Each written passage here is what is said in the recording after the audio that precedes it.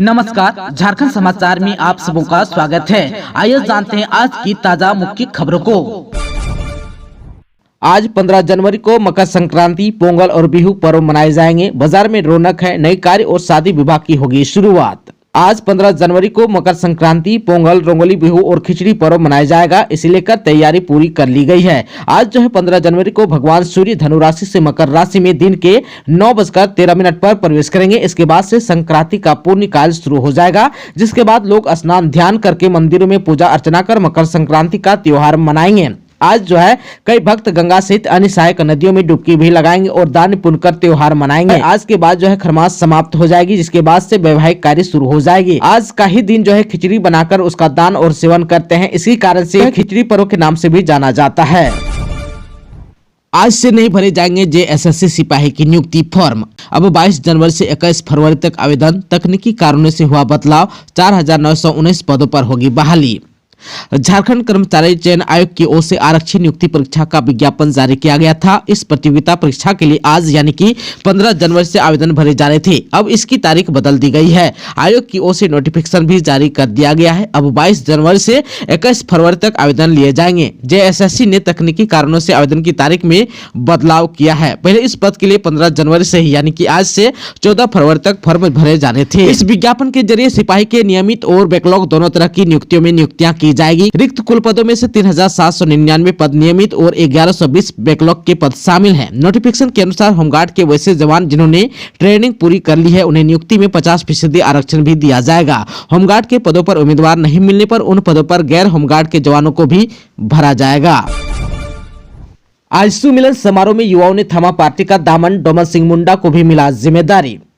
राजनीतिक में किसी एक व्यक्ति का विचार नहीं बल्कि सामूहिकता के बोध के साथ अनेक विचारों को समाहित करना महत्वपूर्ण होता है। कल की चिंता से पहले हमें आज लिए जा रहे राजनीतिक फैसलों के प्रति गंभीर होने की आवश्यकता है। अगर हम आज गंभीर नहीं हुए तो आने वाले समय में हमें इसका नुकसान उठाना पड़ेगा। ये बातें आजसू के पार्टी अध्यक्ष सुदेश कुमार महतो ने हरमो स्थित केंद्रीय कार्यालय में आयोजित मिलन समारोह में कही। इस दौरान मोहम्मद सरफराज आलम और मोहम्मद शाहनवाज आलम के नेतृत्व में काफी संख्या में युवाओं ने पार्टी की सदस्यता ग्रहण की। इधर आजसू बुद्धिजीवी मंच के केंद्रीय अध्यक्ष डोमन सिंह मुंडा को बनाया गया, वहीं केंद्रीय महासचिव डॉक्टर मुकुंद चंद्र मेहता को बनाया गया है।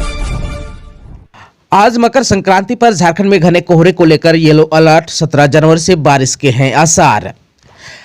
कड़ाके की ठंड के बीच झारखंड में मौसम का मिजाज बदल सकता है। आज मकर संक्रांति पर सुबह में कोहरा या धुंध और बाद में आसमान साफ रहने की संभावना है। आज 15 जनवरी को कोहरे को लेकर येलो अलर्ट भी जारी किया गया है। इसके बाद राज्य के कई जिलों में बारिश के आसार हैं। मौसम विभाग की माने तो 17 और 18 जनवरी को पूर्वी सिंहभूम, पश्चिमी सिंहभूम, सिमडेगा और सरायकेला, रांची, बोकारो, गुमला, हजारीबाग, खुट्टी, रामगढ़, देवघर, धनबाद, दुमका, गिरिडीह, गोड्डा, जामताड़ा, पाकुड़, साहिबगंज जिले में कहीं कहीं हल्के दर्जे की वर्षा हो सकती है। वहीं पिछले 24 घंटे में झारखंड में मौसम का मिजाज शुष्क रहा। राज्य के पश्चिमी भागों में कहीं कहीं पर शीतलहर की स्थिति देखी गई। सबसे अधिक उच्चतम तापमान 28.4 डिग्री सेल्सियस चाईबासा में रिकॉर्ड किया गया, जबकि वहीं सबसे कम न्यूनतम तापमान 4.8 डिग्री सेल्सियस गढ़वा में दर्ज किया गया। मेरा पहला वोट नरेंद्र मोदी को। पहली बार वोट करने वाले वोटरों का होगा नारा, बाबूलाल मरांडी ने कहा। पहली बार वोट करने वाले सभी मतदाताओं का एक ही नारा होगा, मेरा पहला वोट नरेंद्र मोदी को। ये बातें सूबे के प्रथम मुख्यमंत्री सह भारतीय जनता पार्टी के प्रदेश अध्यक्ष बाबूलाल मरांडी ने रविवार की दोपहर साहिबगंज के परिसदन में आयोजित प्रेस वार्ता में कही। इस मौके पर टोल फ्री नंबर 78200-78200 साहिबगंज से लॉन्च किया गया। इस नंबर पर मिस्ड कॉल करके नए मतदाता रजिस्ट्रेशन कराएं। वहीं बाबूलाल मरांडी ने कहा कि 2024 सबके लिए खुशहाल रहे, मकर संक्रांति की बधाई हो। ईडी ने एक साथ 30 लोगों को भेजा समन। 17 जनवरी से शुरू होगी पूछताछ। झारखंड में अवैध खनन केस में ईडी की जांच जारी है। इस मामले में अब ईडी ने जांच का दायरा बढ़ा दिया है। जांच की कड़ी को आगे बढ़ाने के लिए ईडी ने एक साथ 30 लोगों को समन किया है। 17 जनवरी से यह पूछताछ शुरू होगी। मालूम हो कि 3 जनवरी को रांची, साहिबगंज और अन्य जगहों पर ईडी ने छापा मारा था। इस छापेमारी में साहिबगंज में कन्हैया खोदानिया नाम के शख्स के ठिकानों से कई दस्तावेज ईडी के हाथ लगे थे। साथ ही 30 बैंक खाते भी मिले थे। इससे ईडी को शक है कि अवैध खनन के पैसे को विभिन्न खातों में ट्रांसफर किया जाता था। अब ईडी इसका जवाब खुद बैंक खाता धारकों से पूछना चाहती है, इसलिए एक साथ 30 लोगों को समन कर दिया है। हजारीबाग में NH 33 पर 35 जंगली हाथियों का झुंड, काफी देर तक वाहनों का आवागमन ठप। हजारीबाग जिले के सरही घाटी में 35 जंगली हाथियों के झुंड को NH 33 पर देखा गया। पहले सुबह करीब 3 बजे हाथियों का झुंड पूरा पानी जंगल की एक छोर से दूसरी छोर की ओर जा रहा था। हाथियों के झुंड ने NH 33 पार करने में काफी समय ले लिया, जिसकी वजह से दोनों ओर वाहनों की लंबी कतार लग गई। इस दौरान NH पर करीब 40 मिनट तक वाहनों का आवागमन ठप रहा। गिरिडीह में पशु तस्करी के खिलाफ छापेमारी, 37 गाय और 8 बैल बरामद, 2 हुआ गिरफ्तार। गिरिडीह के डुमरी थाना क्षेत्र अंतर्गत पशु तस्करी के खिलाफ छापामारी कर एक कंटेनर को पकड़ा गया। कंटेनर से 44 पशु बरामद हुए, जिसमें से 37 गाय और 8 बैल थे। इसके अलावा 2 पशु तस्कर को भी गिरफ्तार किया गया है। गिरिडीह पुलिस सभी पशुओं को जब्त कर आगे की कार्रवाई में जुट गई है। आप सबको बता दूं कि गिरिडीह SP दीपक कुमार शर्मा को पशु तस्करी के संबंध में गुप्त सूचना मिली थी। उन्हें बताया गया था कि GT रोड के रास्ते मवेशी से लदा कंटेनर कोलकाता की ओर ले जाया जा रहा है, जिसके बाद SP ने पशु तस्करी के खिलाफ अभियान चलाने का निर्देश दिया और पशु को जांच के दौरान पकड़ा गया। CM को मिले समन पर बोले मंत्री मिथिलेश ठाकुर, हमें इसकी आदत हो चुकी है। CM हेमंत सोरेन को ED ने 8वां समन भेजा है और इसके माध्यम से CM को एक बार फिर से पूछताछ का समय बताने के लिए 2 दिनों की मोहलत दी है। अब की बार ED ने कहा है कि अगर CM नहीं आते हैं तो ED खुद मजबूर होकर आएगी। ऐसे में एक बार फिर से राजनीतिक गलियारों में हलचल तेज हो गई है। इस पर अब कांग्रेस कोटे के मंत्री मिथिलेश ठाकुर का बयान सामने आया है। मंत्री मिथिलेश ठाकुर ने पूरे मामले पर कहा कि यहाँ सारा कुछ पूरे तरीके से स्क्रिप्ट होता है। पहले से पटकथा लिखी जा चुकी है कि कैसे कैसे सरकार को परेशान करना है, क्योंकि भाजपा विकास के मामले पर तो बात नहीं कर सकती। अब तक बीजेपी ने जो भी किया है सिर्फ राज्य को पीछे धकेलने का काम किया है। आप सबको बता दूं कि प्रवर्तन निदेशालय ने मुख्यमंत्री हेमंत सोरेन को पत्र लिखकर अपना बयान दर्ज करने के लिए 5 दिनों का समय दिया है। इन 5 दिनों में 2 दिनों के अंदर उन्हें बयान दर्ज कराने के लिए समय और जगह बताने को भी कहा गया है। साथ ही चेतावनी भी दी गई है कि अगर वह बयान दर्ज कराने नहीं आए तो ED खुद उनके पास पहुँचेगा।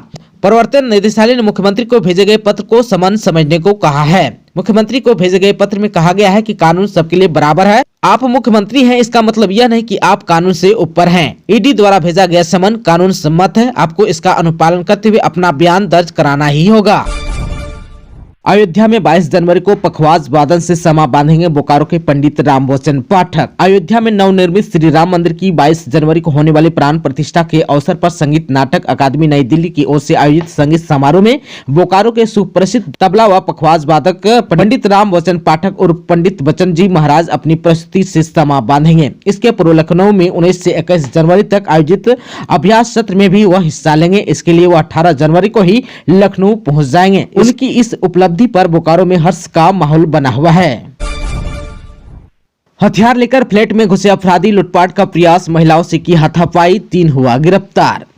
आजाद नगर थाना अंतर्गत लक्ष्य अपार्टमेंट में मोहम्मद कपिल खान के फ्लैट में हथियारबंद 3 बदमाश घुस गए और लूटपाट का प्रयास किया। इस दौरान बदमाशों ने घर की महिलाओं के साथ मारपीट भी की। इसके अलावा मोहम्मद कपिल खान पर हमला किया। इसी बीच महिलाओं ने पिस्तौल हाथ में लिए युवक को पकड़ लिया, जोर जोर से चिल्लाने लगी। इसके बाद तीनों बदमाश वहां से पैदल फरार हो गए। वारदात के बाद मोहम्मद कपिल खान समेत पूरा परिवार दहशत में आ गया। इसके बाद कॉलोनी वासी जुट गए। सूचना मिलने पर आजाद नगर थाना पुलिस मौके पर पहुंची। पुलिस ने तीनों बदमाश का पीछा कर 4 घंटे के अंदर सरायकला में गिरफ्तार कर लिया। इनकी पहचान मानगो गुलाबबाग निवासी शहबाज शेख, मेराज अंसारी और अफसराउल हक रानी अम्मा लॉज में रहता था। भारत ने न्यूजीलैंड को 3-1 से रौंदा, इस टीम को पहली बार हराया। रांची के मोरांग गोमके जयपाल सिंह स्टोट्रप हॉकी स्टेडियम में भारतीय महिला टीम ने इतिहास रच दिया। FIH हॉकी ओलंपिक क्वालिफायर के दूसरे मुकाबले में भारत ने एक मजबूत टीम न्यूजीलैंड को धूल चटा दी। भारत ने न्यूजीलैंड को 3-1 से हरा दिया। इस जीत के साथ भारत की ओलंपिक में क्वालिफाई करने की उम्मीद जिंदा है। भारत की ओर से पहला गोल संगीता कुमारी ने पहले ही मिनट में दागा। 9वें मिनट में मेगन हुल ने गोल कर स्कोर बरकरार कर दिया। भारतीय टीम आक्रामक अंदाज में खेल रही थी। भारत ने तीनों गोल पहले ही क्वार्टर में दागे। उसके बाद जो है भारतीय टीम ने डिफेंसिव खेल अपनाया। हालांकि भारतीय खिलाड़ियों ने पूरे मैच में अपना दबदबा बनाए रखा। झारखंड आने से पहले 25 जनवरी को नए वोटर्स को संबोधित करेंगे प्रधानमंत्री नरेंद्र मोदी। प्रधानमंत्री नरेंद्र मोदी 27 जनवरी को झारखंड आ रहे हैं। इससे पहले 25 जनवरी को वह मतदाता दिवस पर नए वोटर्स को संबोधित करेंगे।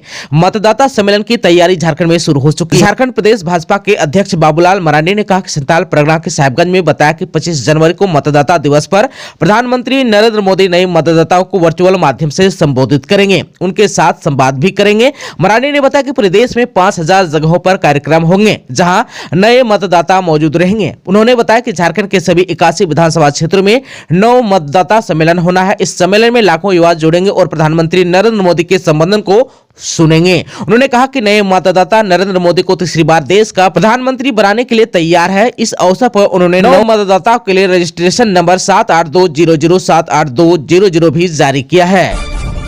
मकर संक्रांति पर रांची में नमो पतंग उत्सव, सांसद संजय सेठ ने सर्वश्रेष्ठ पतंगबाज को किया पुरस्कृत।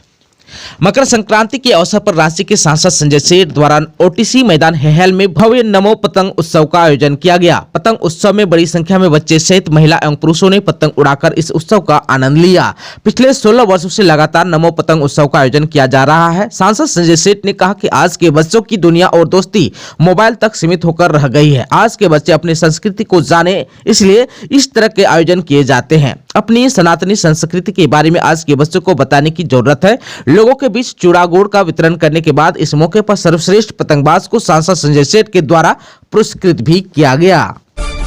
झारखंड राजद की प्रदेश कार्यकारिणी की बैठक 20 जनवरी को रांची में। झारखंड प्रदेश राष्ट्रीय जनता दल की राज्य कार्यकारिणी की बैठक 20 जनवरी को राजद कार्यालय में 11 बजे से होगी। पार्टी के मुख्य प्रवक्ता डॉक्टर मनोज कुमार ने बताया कि प्रदेश अध्यक्ष संजय सिंह यादव की अध्यक्षता में बैठक होगी। इस बैठक में मुख्य रूप से झारखंड प्रभारी और पूर्व केंद्रीय मंत्री जयप्रकाश नारायण यादव एवं राजद के राष्ट्रीय महासचिव भोला प्रसाद यादव उपस्थित रहेंगे। बैठक में मुख्य रूप से राज्य के वर्तमान राजनीतिक स्थिति, संगठन को धारदार और मजबूत करने पर विचार विमर्श होगा। दोस्तों, अभी तक आपने चैनल को सब्सक्राइब नहीं किया है तो प्लीज चैनल को सब्सक्राइब कर बेल आइकन को प्रेस कर दीजिएगा ताकि खबरों का अपडेट आपको मिलता रहेगा। इसके साथ ही आज के खबरों में बस इतना ही। हमें दीजिए इजाजत। नमस्कार।